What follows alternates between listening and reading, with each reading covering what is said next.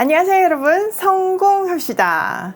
자, 오늘은 이제 7장에 들어가요. 벌써 로마서가 이제 반이 지나가는데요.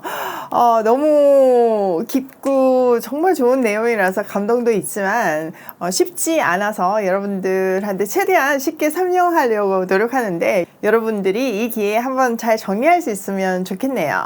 자, 우리가 6장까지의 내용은요, 율법으로 구원을 받을 사람은 한 명도 없다 하죠. 의인은 없으니 하나도 없다고 얘기를 해요. 그런데 너무 감사하고 기쁜 소식은 율법 외에 한 의가 나타나서 이제 의인은 믿음으로 말미암아 살 수 있게 되었어요. 자, 이렇게 되다 보니까요, 어떤 사람들이 이런 주장을 하는 거예요. 율법은 어째도 지킬 수가 없으니 그거 아예 없애는 게 어떠겠냐. 율법 폐기론자들이 생긴 거죠. 바울은요, 그들의 주장에 염두를 두고요, 율법이 우리의 신앙생활에 어떤 영향을 미치는지 결혼이라는 예를 통해서 설명을 해줘요. 자, 한번 들어가서 보도록 할게요. 1절, 형제들아, 내가 법을 아는 자들에게도 말하노니 너희는 그 법이 사람이 살 동안만 그를 주관하는 줄 알지 못하느냐. 자, 바울은요, 법이 사람이 살아있을 때만 영향을 미친다는 법의 일반적인 원리에 대해서 설명하고 있어요. 2절, 남편이 있는 여인이 그 남편 생전에는 법으로 그에게 매인 바 되나 만일 그 남편이 죽으면 남편의 법에서 벗어나느니라. 그러므로 만일 그 남편 생전에 다른 남편에게 가면 음녀라. 그러나 만일 남편이 죽으면 그 법에서 자유롭게 되나니 다른 남자에게 갈지라도 음녀가 되지 아니하느니라. 자, 결혼한 여자는요, 남편이 살아있을 때는 법으로 그 남편에게 매여있죠. 그런데 그 남편이 죽으면 그 남편에 관한 법에서 자유로울 수밖에 없어요. 그러므로 만약에 남편이 있는 상태에서 다른 남자에게 가면 그거는 간음이지만 만약에 남편이 죽었으면 그 죽은 다음에 다른 남자에게로 가면 간음이 아니라는 거죠. 왜냐면은 남편이 죽음으로써 그 법이 효력을 상실했기 때문이에요. 지극히 상식적인 이야기죠.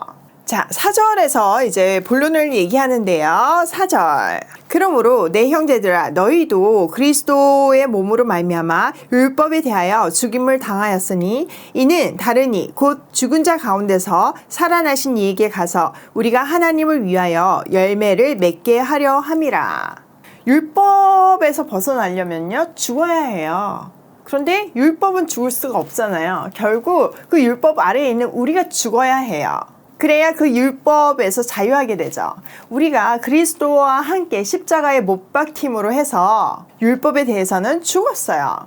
그리스도의 죽음은요, 율법에 대해서는 죽음이고 그것은 율법의 요구를 다 들어줌으로써 우리를 율법의 정죄에서 벗어나게 하려 함이었어요. 그래서 우리는 다른 분, 바로 부활하신 그리스도께 속하게 되었는데 그것은 우리가 하나님을 위하여 열매를 맺기 위함이었어요. 이 말은요, 우리가 죽음을 당했으므로 전 남편이 율법에서 벗어나서 새 남편인 그리스도께 가게 되었다는 말이에요. 그 목적은 하나님을 위해 열매 맺기 위함이죠. 하나님이 기뻐하시는 의와 사랑과 성령의 열매죠.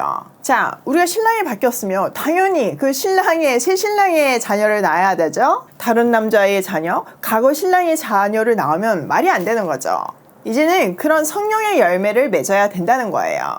신랑이 바뀌었으니까요. 제가 아는 분이 아주 어렸을 때 첫눈에 반한 분하고 결혼을 했어요. 그 남편 되신 분이 굉장히 터프하고 박력이 있고 정말 멋지게 느껴져서 진짜 한순간에 반해서 결혼을 했대요. 원래 어릴 때는 저 보는 눈이 없어가지고 박력 있고 터프한 사람 좋아하잖아요. 근데 결혼을 했는데 그 매력이었던 박력과 터프가 세상에나 치명적인 단점이 된 거죠. 그게 가정폭력으로 이어졌어요. 게다가 이 남편은요, 신앙이 있는 분이었어요. 그러니까 폭력을 넘어서 이제 율법적인 잣대로 아내분을 막 잡으셨대요. 자기는 하나도 지키지 않으면서 율법대로 아내를 막 정죄하는 거죠. 게다가 의처증까지 있어가지고 정말 끔찍한 세월을 보내셨대요. 그러나 어느 날 갑자기 남편이 사고를 당해서 죽게 되었어요. 그때 나이가 30대 초반이었지만 그 결혼 생활이 너무나 끔찍해서 평생 홀로 살 것이라고 결심을 했대요. 상처도 너무 컸고 또 혼자 사는 것도 너무 힘들고 외롭다 보니까 신앙이 더 좋아졌던 거죠. 40대 중반이 넘어서 교회 안에서 같은 공동체 안에서 좋은 분을 만나게 돼서 결혼까지 하게 되셨대요. 두 분이 얼마나 서로를 아끼며 아름답게 사는지 정말 주위의 분들이 다 축복을 해주었어요. 이분의 스토리처럼 우리는요, 우리를 억압하고 정죄하던 첫 남편에서 벗어나서 둘째 남편 그리스도 안에서 자유함과 평안과 참 행복을 누리며 사는 그런 아름다운 스토리가 우리 구원의 스토리예요.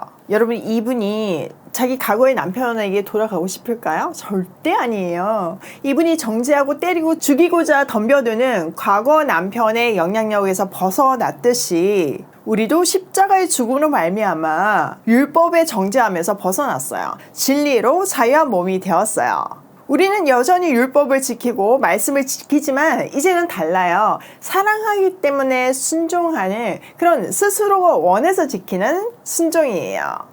주님께서 나의 계명을 지키는 자야 나를 사랑하는 자니라 이렇게 말씀하셨잖아요. 이것은요, 어떤 이 계명을 지켜야지만 네가 나를 사랑하는 증거다, 어떤 그 율법적인 조항이 아니에요. 조건이 아니에요. 사랑을 증명하기 위한 수단도 아니고요. 그런 의미에서 나온 순종은 이미 사랑이 아니죠. 사랑에 빠진 사람은요, 사랑하는 사람을 위해서 뭐든지 해줄 수 있어요. 시켜서가 아니고요, 말하기 전에 이미 눈빛을 보고 미리 짐작해서 원하는 것을 다 해주는 거가 그게 사랑이에요. 하나님은 우리하고 그런 사랑을 하기 원하시는 거죠. 우리도 눈빛만 보면 그게 찐 사랑인지 가식인지 그냥 입 바른 소리인지 딱 알잖아요. 그럼 주님은 오죽하시겠어요. 너무 잘 아시는 거죠. 자, 다음은 이제 율법에서 벗어났다는 이야기를 이제 정리해 주는데요. 5절. 우리가 육신에 있을 때에는 율법으로 말미암아 제 정욕이 우리 지체 중에 역사하여 우리로 사망을 위하여 열매를 맺게 하였더니, 우리가 육신에 있을 때에는, 다른 말로 하면 그리스도를 믿기 전에는 율법으로 말미암아서 제 정욕이 우리를 지배했어요. 이거는요, 율법으로 말미암아서 일어나는 죄들의 충동적인 욕구를 말해요. 이 죄들의 욕정은요, 죽음에 이르는 열매를 맺게 하죠. 자, 6절. 이제는 우리가 얽매였던 것에 대하여 죽었으므로 율법에서 벗어났으니 이러므로 우리가 영의 새로운 것으로 섬길 것이요 율법 조문에 묵은 것으로 아니할지니라. 자, 그런데 이제는 우리를 속박했던 율법에서 벗어났어요. 이제는 문자의 얽매인 낡은 정신 대신 성령이 주시는 새로운 정신으로 하나님을 섬겨요.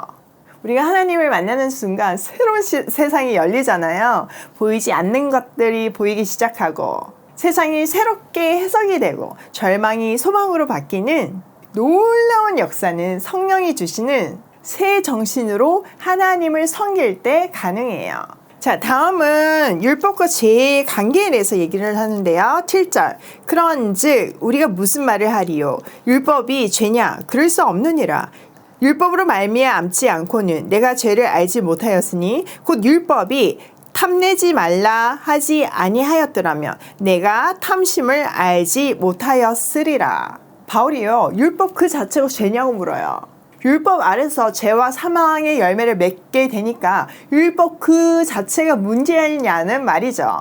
답은 그렇지 않아요.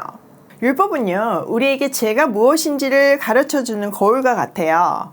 율법에서 탐하지 말라고 말하지 않았다면 우리는 내 안에 탐심이 있는지 그 탐심이 뭔지도 모르고 살았을 거예요. 여러분, 세상 법정은요, 그 탐심으로 인해서 훔쳤을 때 그 훔침에 대해서는 벌을 주지만 그 탐심에 대해서는 벌이 없잖아요. 그러니까 거의 대부분의 사람은요, 하나님 모르는 사람은요, 그게 죄가 아니라고 생각하고 살아요.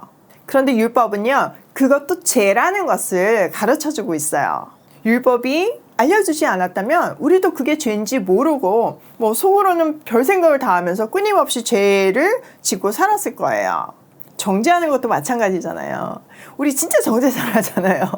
근데 그 정죄에 대해서 세상 법정에서는 아무런 판결을 내리지 않아요. 벌금도 없어요. 그런데 율법은 그것이 분명한 죄라고 말하고 있죠. 그래서 우리는 안 하려고 노력하잖아요. 그 얘기를 하고 있는 거예요. 자, 그러면 죄는 어떤 결과를 가져올까요? 8절. 그러나 죄가 기회를 타서 계명으로 말미암아 내 속에서 온갖 탐심을 이루었나니 이는 율법이 없으면 죄가 죽은 것임이라. 자, 죄는요, 계명을 통해서 내 안에 들어와서 온갖 탐심을 만들어냈어요. 율법이 없이는 죄는 죽은 거예요. 자, 솔직히 우리 속에, 내 속에 죄가 있어요. 그런데 그거가 죄인지 모르다가 율법이라는 기준이 생겼을 때 그게 죄인 것이 판명이 나잖아요. 예를 들어서 우리가 건강검진을 할 때 뭔가 병이 발견이 되잖아요. 건강을 검진을 하는 그 행위에서 병이 생기는 것이 아니라 내 안에 원래 병이 있었는데 검진을 통해서 발견된 것일 뿐이잖아요. 지금 율법이 그 역할을 한다는 얘기예요.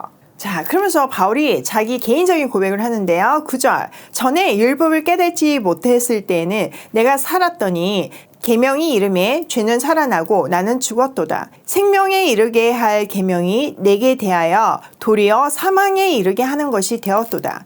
죄가 기회를 타서 계명으로 말미암아 나를 속이고 그것으로 나를 죽였는지라. 율법을 몰랐을 때는요, 바울도요, 죄책감이 없이 죄를 즐길 수 있었대요. 근데 그 율법을 배움으로 해서 그것이 사망으로 이르게 함을 깨달았던 거죠. 율법을 다 지키면 구원을 얻어요. 그래서 그 구원을 얻기 위해서 최선을 다했지만 자기는 그 구원을 다 지킬 수 없는 존재라는 것을 깨달은 거죠. 죽을 수밖에 없는 존재임을 깨달고 절망에 빠진 거죠.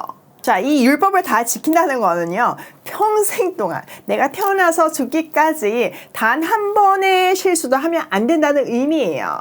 내가 평생 진짜 다 지키고 뭐 너무 깨끗하게 살았어도 마지막 순간에 마음속으로 누구를 미워하면 그거 이제 율법을 어긴 거예요. 그럼 죽을 수밖에 없어요. 그러다 보니 어떤 사람이 율법을 다 지킬 수 있겠어요? 한 사람도 없는 거예요. 그래서 율법을 통한 구원은 불가능이에요. 그것을 알려주는 것이 율법의 기능이라는 거죠. 그러니까 율법이 잘못돼서가 아니라 율법을 지키지 못하는 우리가 문제라는 얘기예요. 자, 12절. 이로 보건대 율법은 거룩하고 계명도 거룩하고 의로우며 선하도다. 게다가 율법은요, 하나님의 말씀이잖아요. 그러니까 선하고 거룩하고 의로워요. 이렇게 율법은요, 그 선함으로 우리가 죄인임을, 우리가 죽을 수밖에 없는 존재임을 계속 끊임없이 매 순간 알려줘요. 마치 하루 종일 쫓아다니면서 잔소리를 하는 엄마가 있다고 생각을 해보세요. 얼마나 끔찍해요. 그때 평생 쫓아다니면서 잔소리를 한다고 생각해보세요. 그게 다 맞는 말이라고 해도 진짜 끔찍하죠. 아, 나도 그거 잘못된 거 알겠는데 안 되는 걸 어떡해요. 결국 율법이라는 잔소리쟁이는요, 우리가 얼마나 죄인인지를 알려주고 절망 속으로 밀어넣어요. 계속 잔소리만 듣는 사람이 건강하게 살 수가 없잖아요. 너무 끔찍하죠. 그 다음 스토리 궁금하시죠? 다음 시간에 알려드릴게요. 자, 오늘 내용을 우리 삶에 한번 적용을 해보면요. 첫 번째, 율법은 잔소리 대망 전남편 같은 존재이다. 그래서 우리는요, 그리스도의 신부가 됐을 때 그 감격이 너무 큰 거예요. 율법은 계속 혼내지만요, 새신랑인 그리스도는 나를 늘 사랑해주고 섬기고 칭찬해줘요. 그래서 우리는 사랑으로 그 새신랑이신 그리스도를 진심으로 사랑하고 순종할 수 있는 거예요. 그게 그리스도인의 삶이에요. 두 번째, 진짜 사랑하면 말하지 않아도 섬긴다. 진짜 그렇지 않아요? 여러분, 사랑 다 해보셨잖아요. 사랑이라는 건요, 시켜서 하는 게 아니고요, 정말 너무 사랑하면 모든 걸 다 해요. 그 순종이 괴로움으로 느껴지는 것이 아니라 오히려 섬기는 것이 행복으로 느껴져요. 하나님과 우리의 관계, 그리스도와 나의 관계가 그래야 된다는 거죠. 그 관계가 될 수 있도록 도와주는 분이 성령 하나님이시고요. 세 번째, 율법은 그 자체는 선해요. 그 선함으로 우리를 계속 정죄하면서 죄인임을 드러내고 우리를 절망 가운데 빠뜨려요. 우리가 율법이 뭔지를 정확하게 알고 아는 만큼 그리스도 안에서 말씀에 순종하는 것이 큰 간격으로 다가와야 하는 거죠. 오늘도 나를 진정으로 사랑하며 늘 배려하며 행복하기를 원하시는 새신랑 그리스도 안에서 그분을 기쁘게 해드리는 하루로 고고싱해요.